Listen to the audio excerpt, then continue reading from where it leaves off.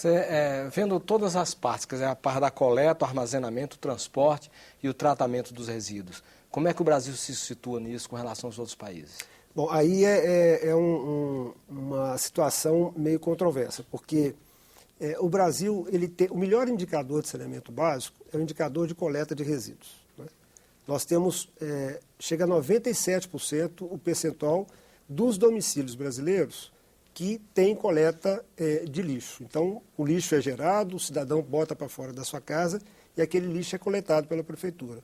Então, de todos os componentes do saneamento básico, eu considero o que a lei de saneamento considera, que é abastecimento de água, esgotamento sanitário, resíduos sólidos e drenagem. Desses 4 componentes, o melhor é a coleta de resíduos sólidos. Está aí próximo do abastecimento de água. Mas em que pese ter uma boa coleta, aí sem falar na qualidade dessa coleta, porque tem alguns casos que se faz coleta diariamente, outros casos se faz 2 vezes por semana, outros casos 1 vez por semana, aí tem discussão. Agora, o problema está na destinação final dos resíduos, né? Aí o país tem um indicador muito ruim. 59% dos municípios, dados da PNSB de 2000, 59% dos municípios brasileiros dispõem os seus resíduos em lixões, né? E lixão não é um aterro sanitário. O aterro sanitário é o tipo de destinação final ambientalmente adequada de resíduos. Somente 13% dos aterros sanitários dos municípios brasileiros têm aterro sanitário. E da ordem de 16% a 17% dispõe os seus resíduos em aterros controlados, que é um misto entre lixão e aterro sanitário. Então, do ponto de vista da coleta, o país está muito bem, tem um bom índice de coleta. Agora, do ponto de vista da destinação final dos resíduos, o indicador não é muito bom.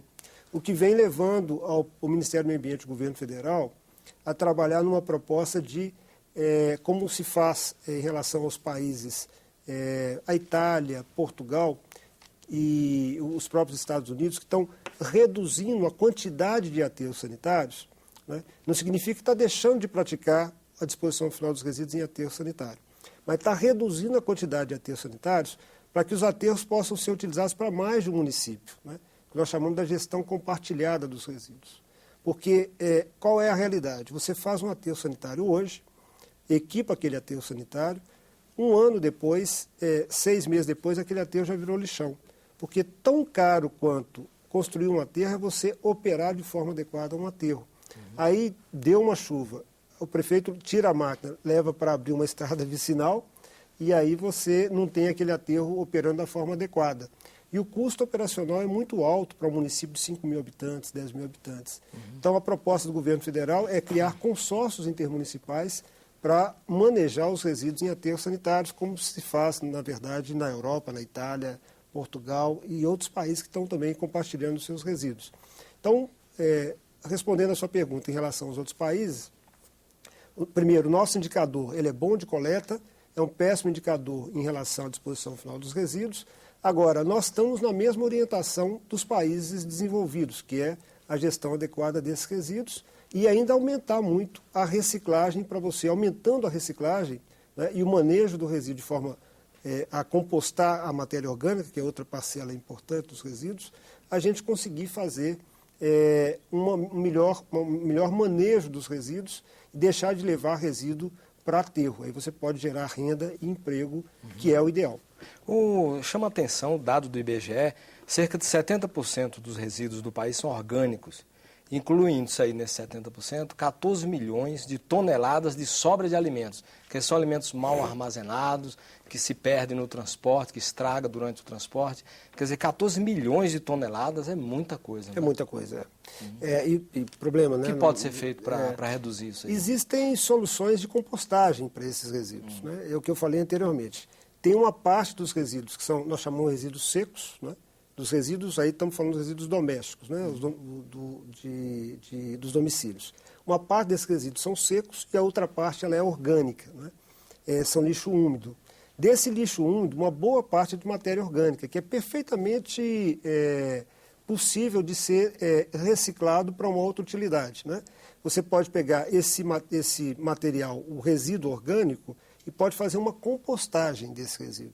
Você compostando esse resíduo nas chamadas leiras, né? Ela é colocado ao tempo, você faz ali ao longo do tempo, você faz uma mistura daquele resíduo, ele vai criando uma condição de garantir qualidade para ser utilizado na agricultura, não é? Na uso de praças, ele vira adubo orgânico. Né? Mas quem tem que fazer isso? Bom, muitas vezes, quer dizer, o ideal é que você pode ter uma prática em que você induz a população a fazer isso naqueles domicílios onde você tem área para poder fazer uma compostagem residencial. Você mora num prédio de apartamento, não pode. Aí não tem jeito. Né? Então, neste caso, o município, o poder público municipal é que deve fazer uma unidade de compostagem. Né? É possível ele, primeiro, conscientizar a população para separar o lixo seco do lixo úmido, e aí o município também fazer a coleta diferenciada, porque não adianta nada o cidadão na sua casa separar, aí vem um caminhão da prefeitura, mistura tudo e aí acabou. Quer dizer, desmoraliza o programa. Né? Está circulando no Congresso Nacional, tramitando no Congresso, um projeto de lei que cria uma política nacional dos resíduos sólidos. O que é que muda isso? Essa lei nova, o que é que vai mudar nesse cenário dos resíduos? Bom, primeiro o histórico desse projeto de lei. Né? Esse projeto de lei ele é de iniciativa do Senado, ele é um projeto de lei de 1991, portanto está em tramitação já desde esse período, nós estamos aí há 18 anos tramitando. Né? Esse projeto de lei, apenas no ano de 2007, o presidente Lula enviou para o Congresso uma proposta de uma política nacional de resíduos, porque os deputados, senadores vinham dizendo que um dos motivos pelo qual não foi aprovada uma política para o país é porque faltava a iniciativa do Executivo, porque como a União, Estados e municípios têm responsabilidade pela política ambiental, então faltava a União enviar para o Congresso Nacional. O presidente Lula mandou, portanto, em setembro, dia 6 de setembro de 2007, mandou um projeto de lei da Política Nacional de Resíduos para o Congresso Nacional. E o que ela muda? O que vai mudar? O que altera essa política? Principalmente, ela cria a responsabilização pelo gerador de resíduos. Hoje em dia, o único responsável por coletar resíduos, né, primeiro, para destinar o resíduo, é o cidadão, que está na sua casa usando o produto, e aí o produto tem resíduo. Depois que você usa, por exemplo, uma lâmpada, não é? Uma lâmpada de mercúrio, você não sabe o que fazer com aquela lâmpada. Né? Você usa aquela lâmpada e fica ali com um problema para resolver. E o município que é responsável por fazer a coleta de resíduos. Até as pilhas usadas, né? A pessoa pilhas acaba usadas, jogando lixo. Resto de computador, você não sabe o que fazer. Né? Então, o que esse projeto de lei ele altera? E altera revolucionando muito. Ele cria a figura ele responsabiliza o gerador de resíduos. Então, o que está no projeto de lei cria a responsabilidade para o fabricante, para o importador, para o industrial, para o comércio, para o cidadão, né, e para o poder público. Então, nós vamos passar a deixar de ter a responsabilização só para o cidadão e para o poder público, aí vão ter responsabilização também de quem gera. E responsabilização de forma que, caso ele é obrigado, e todos esses que eu falei, esses componentes, eles são obrigados a fazer o que nós chamamos, que está no projeto de lei, de logística reversa. Né? A logística, o que é? É tudo que o fabricante, o comerciante faz para levar um produto até o cidadão. Né? Ele tem que fazer o caminho inverso, fazer o caminho de volta, perfeitamente. Fazer o caminho de volta, porque todo produto tem em si um resíduo. Né? Como tem resíduo, ele passa a ser obrigado a fazer a coleta daquele resíduo que o produto que ele colocou no mercado tem. Então, esse projeto de lei, ele tem esse instrumento importante. Ele tem um outro instrumento importante, que é o instrumento dos planos. O país não tem um plano nacional de resíduos sólidos, não tem metas. Né? Então, ele permite que o país tenha um plano nacional fixando metas, ações, programas para reciclagem, para eliminação de lixões. O país não tem metas. E, além desse plano nacional, você passa a ter vários planos estaduais. Uma vez fixadas as metas, os estados fixarão também as suas metas.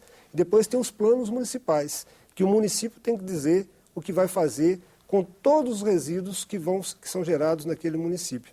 E passa a ter também a figura do plano de gerenciamento de resíduos sólidos. Cada particular, cada industrial que produz um produto e que aquele produto tendo resíduos, e a maioria tem, ele tem que fazer uma coisa chamada avaliação do ciclo de vida do produto. Ele tem que falar o que vai ser feito com com a matéria, desde a extração da matéria-prima, a reciclagem e reutilização, até a disposição final daqueles resíduos dos rejeitos que vão se gerar.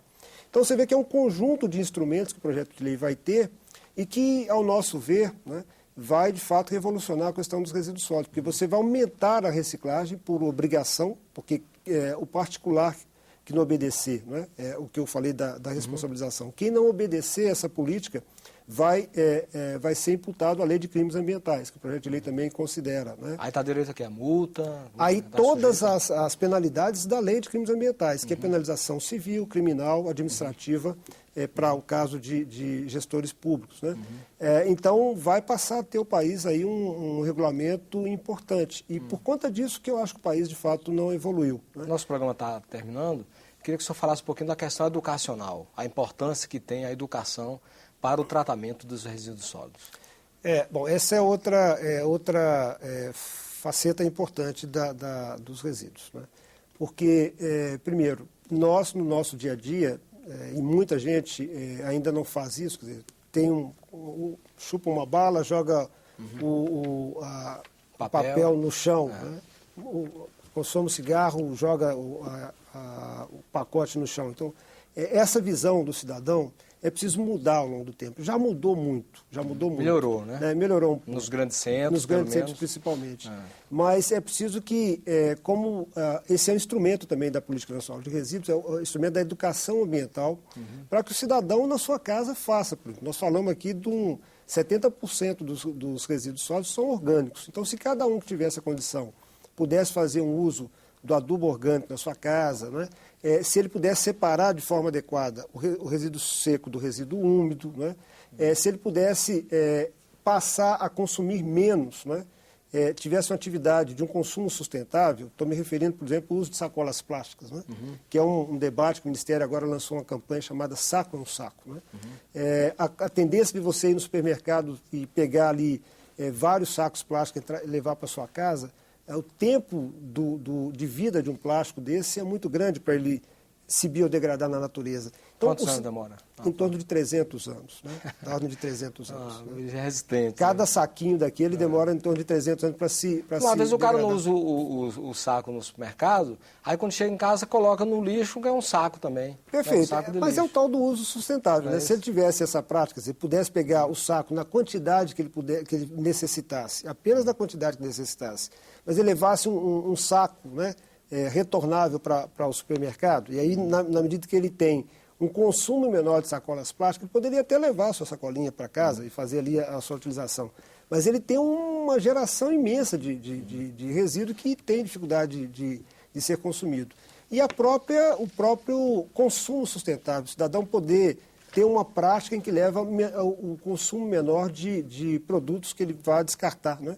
Um celular, né? Você tem hoje um celular, compra um hoje, daqui a 3 meses, 4 meses compra outro, não sabe o que fazer com aquele resíduo. Então, acho que muito cidadão pode fazer e depende, de fato, de uma mudança de hábitos. Né? E o Cidadania fica por aqui. Se você tiver dúvidas, críticas ou sugestões ao nosso programa, por favor, use o nosso portal www.senado.gov.br/TV.